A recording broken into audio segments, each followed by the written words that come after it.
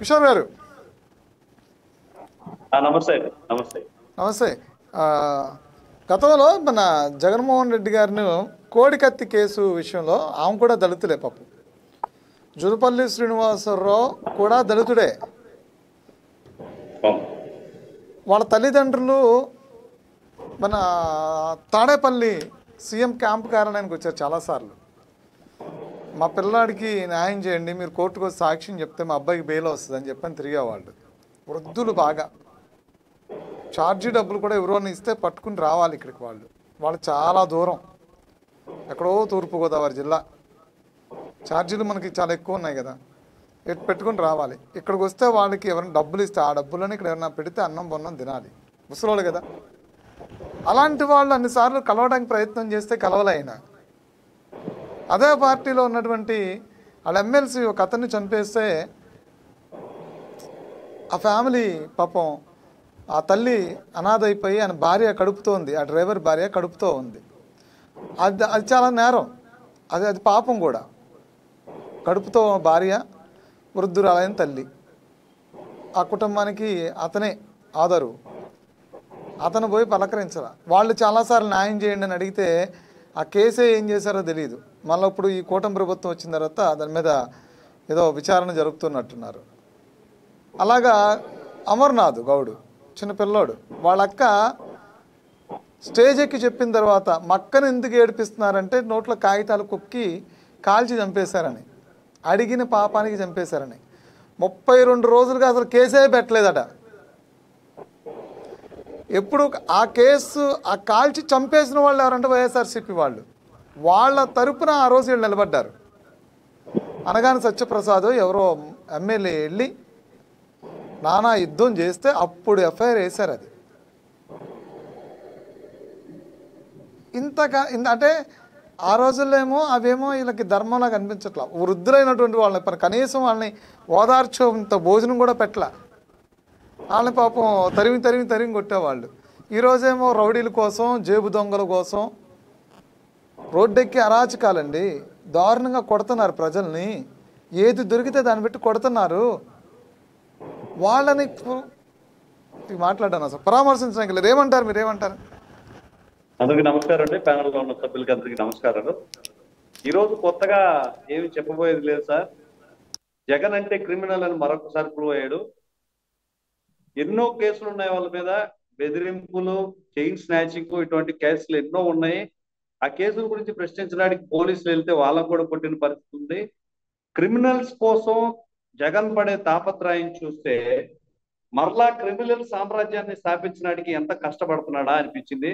నిన్నగాక మొన్న మనోళ్ళు ఇక్కడ నెల్లూరులో కూడా వచ్చిపోయారు. నెల్లూరులో కూడా కాకాని గారి పైన కేసు, మెయిన్ కేసు అంటే దళితులు నోటికి వచ్చినట్టు మాట్లాడాడు. ఎస్సీ ఎస్టీ అల్ట్రా కేసు కింద వచ్చింది. ముఖ్యంగా జగన్మోహన్ రెడ్డి ఆ దళితులకు నేను న్యాయం చేశానని చెప్తే ఇప్పుడు నమ్మే పరిస్థితి లేరు. ఇప్పుడు దాదాపుగా మీరు 5-6 కేసుల్లో ఉన్నదంతా కూడా దళితులే. ఎవరికైనా అన్యాయం జరిగినా, ఎవరినైనా నోటుకు వచ్చినట్టు మాట్లాడి వాళ్ళని దాడి చేసినా కూడా ఎక్కడ ఖండించిన పరిస్థితి లేదు. దళితులందరూ నా ఆయనకే ఉన్నారు అని చెప్పుకునే జగన్మోహన్ రెడ్డి గారు దళితులను ముందుకు తీసుకొచ్చే ప్రయత్నం అయితే విఫలమయ్యారనే చెప్పాలి. మేము ఎన్నో చోట్ల చూసాము. మండల స్థాయిలో ఎస్సీ ఎస్టీకి నామమాత్రంగా వాళ్ళకి పదవులు ఇచ్చేసి వాళ్ళని దుర్వినియోగపరిచిన పరిస్థితి. సేమ్ ఈ సర్వేపల్లి నుంచే ఒక సర్పంచ్, ఎస్సీ సర్పంచ్ నా నిధులను, నా విధులను దుర్వినియోగం చేస్తున్నారు, నామమాత్రంగా మమ్మల్ని కూర్చోబెట్టారు కానీ మాకు అధికారాల చేతకి ఇవ్వడం లేదు అని చెప్పి పవన్ కళ్యాణ్ గారికి అర్జీ ఇవ్వడం జరిగింది. ఈ విధంగా చూస్తే జగన్మోహన్ రెడ్డి పార్టీ, వైఎస్ఆర్సీపీ పార్టీలో కూడా రౌడీల్ని పెంచి పోషించారు. ముఖ్యంగా నెల్లూరు చాలా ప్రశాంతమైన ఏరియా. నా దగ్గరగా ఉంది కాబట్టి దాన్ని చెప్తున్నాను. ఈ గడిచిన 10 సంవత్సరాలు వైఎస్ఆర్సీపీ నాయకులు మన అధికారంలో ఉన్నారు. 10 years బిఫోర్ అంటే 2019 ముందు కూడా వైఎస్ఆర్సీపీ ప్రభుత్వం ఎక్కువ గెలిచింది కాబట్టి 10 ఏళ్ళు వైసీపీ పాలన సాగింది. దీనికి 1 year ముందర గంజాయి, మత్తు పదార్థాలు, మద్యం, వ్యభిచారం ఇట్లాంటివి పెంచి పోషించారు వైసీపీ నాయకులు. వ్యభిచారం చేసేవాళ్ళు వీళ్ళ సైడే ఉంటారు, గంజాయి పంచే వాళ్ళు వీళ్ళే ఉంటారు, రౌడీ షీటర్లు వీళ్ళే ఉంటారు. దాని పాపం మేము ఈరోజు అనుభవిస్తున్నాం. ముఖ్యంగా 18-25కు నిండిన యువత వాళ్ళకి రౌడిజం అలవాటు చేసి వాళ్ళకి కేసులు పట్టిన బయటకు తీసుకురావడం, వీళ్ళు వెనక పెట్టుకోవడం, వీళ్ళ కోపం వాళ్ళకి ఒకరికొకరు తగులు పెట్టి చంపించడం, 10,000 రూపాయలకు ఒక హత్య చేస్తున్నారంటే సమాజం ఎటుపోతుందా అనిపిస్తుంది. క్రిమినల్ కి లీడరు జగన్మోహన్ రెడ్డి. డబ్బులు సంపాదించడానికి అధికారం కావాలి, అధికారానికి బెదిరించి డబ్బులు పెట్టి ప్రలోభ పెట్టి ప్రజలకి అధికారం ఎక్కి లిక్విడ్ క్యాష్ కోసం మద్యం తాపించి ప్రజలను చంపించే కీచకుడనే జగన్మోహన్ రెడ్డి చెప్పాలి. ఈ రోజున సంవత్సరం అయింది, రాష్ట్రానికి పట్టిన పీడ వదిలేసి ఏడాది గడుస్తుంది, సుపరిపాలన మొదలై ఏడాది గడుస్తుంది. ముఖ్యంగా తెలంగాణ నియోజకవర్గం చూస్తే నాదెళ్ల మనోహర్ గారు పౌర సరఫరాల శాఖలో ఒక విప్లవమే తీసుకొచ్చారని చెప్పాలి. పౌర సరఫరాల శాఖకు సంబంధించిన రేషన్ బియ్యాన్ని కోట్ల రూపాయలు దేశం దాటిపోతుంటే దాన్ని నిలువరించారు. అదేవిధంగా ఇజ్రాయల్ కూడా రేషన్ ఇవ్వాలని చెప్పి ఒక అమెండ్మెంట్ పెట్టగానే దాన్ని ఇమీడియట్ గా రిలీజ్ చేసి వాళ్ళందరూ పాలాభిషేకం చేసిన పరిస్థితి కూడా ఉంది. రేషన్ బియ్యాన్ని ప్రజలకి చేరవేసే ప్రయత్నంలో కోట్ల రూపాయలు ఖర్చు అవుతుంది. వెహికల్స్ అయితే ఏమి, మన వీళ్ళ ఎంప్లాయీస్ కి అయితే ఏమి వేల కోట్ల రూపాయల డబ్బులు ఖర్చు అవుతున్నాయి. వీటిలన్నింటినీ కూడా ఆ వెళ్ళిన 2-3 రోజులు తప్పిస్తే మిగిలిన అందుబాటులో లేదని చెప్పి ఒక విప్లవాత్మక చర్యలు తీసుకొని తెలాల నియోజకవర్గంలో జనసేన మార్పు పాలిటిక్స్ చూపిస్తున్నారు నాదెళ్ల మనోహర్ గారు. అవగాహన లేనితనంతో వెళ్ళి ఫూల్ అయ్యాడని చెప్పి జగన్మోహన్ రెడ్డి అనుకోవచ్చు. రౌడీ షీటర్లా కాపాడడానికి ఒక ఎక్స్ ఎమ్మెల్యే, ఒక పార్టీ అధ్యక్షులు పోతున్నారంటే దేనికి పోతున్నాం అనేది కూడా ఆలోచించుకోలేనంత భ్రమలో పిచ్చిలో జగన్మోహన్ రెడ్డి ఉన్నారు. ఎంతసేపునికి అవతల పార్టీని నిందించడానికి క్రిమినల్ వెనకేసుకోవడానికి పోతే దీని ప్రయోజనం ఏంటి?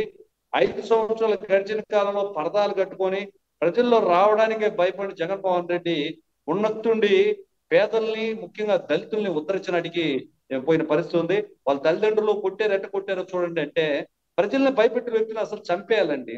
పోలీసుల మీద దాడి అయింది, క్రిమినల్ యాక్టివిటీ. దీన్ని ఏ విధంగా ఇతను సపోర్ట్ చేస్తున్నారనేది మాకు ఇప్పటికీ అర్థం కావట్లేదు. అలా పోతే క్రిమినల్ కాపాడుకోవడానికి పోతే, ఈ రౌడీ షీటర్ని వీళ్ళందరినీ వెనకేసుకోవడానికి పోతే మనం కూడా ఎదవలం అవుతాం అనే మినిమం నాలెడ్జ్ అయితే జగన్మోహన్ రెడ్డికి లేదు. విచక్షణారహితంగా ప్రభుత్వం మీద ఏదో నింద వేయాలని వెళ్ళడమే తప్పిస్తే జనాల్లో సుభిక్షమైన పరిపాలన సాగుతుంది. ఈ రోజున రేపటి దినాన మేము ఈ పీడ విరగడ ఈ ఏడాది, సుపరిపాలన వల్ల ఈ ఏడాది అనే కార్యక్రమంలో దీపావళిని, సంక్రాంతిని మనల్ని తలపించే విధంగా మన ప్రతి రాష్ట్రంలో ప్రతి గడపని చేసుకోవాల్సిందిగా అధ్యక్షుడు పవన్ కళ్యాణ్ గారి పిలుపుతో ఒక వేడుకనే చేసుకుంటున్నాం. భయం గుప్పిట్లో బతికిన ప్రజలు గత ఏడాది ఇదే రోజున, ఇదే చివరి రోజు అయింది. మా స్థలాలు ఉంటాయో పోతాయో తెలీదు, మన మీద ఎవరు దాడి చేస్తారో తెలీదు. గవర్నమెంట్ ఆర్డర్కి వ్యతిరేకంగా ప్రభుత్వ అధికారులే చర్యలు తీసుకున్న వైసీపీ ప్రభుత్వానికి చివరి రోజు గత సంవత్సరం ఈ రోజున మరొక్కసారి జగన్మోహన్ రెడ్డి ఫూల్ అవడం జరిగింది. క్రిమినల్ని వెనకేస్తూ రావడం అందరి పని. భయపడి రాజరికాన్ని చూపించి మనం అధిపతిలో వాళ్ళంటి కుదిరే పరిస్థితి లేదు. ప్రజలందరూ కూడా దీన్ని గమనించాల్సిన పరిస్థితి ఉంది.